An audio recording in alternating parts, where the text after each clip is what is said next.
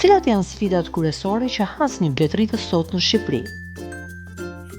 Fatkeqësisht disa herë në familjen time ne jemi përballur me abandonime, me braktisje të familje të bletëve nga kosherja. Kjo vjen si pasojë e kushteve klimaterike, të një pranvere shumë të nxehtë, ose të një dimri shumë të lagësht, shumë të ashpër, por zakonisht ndodh në pranverë.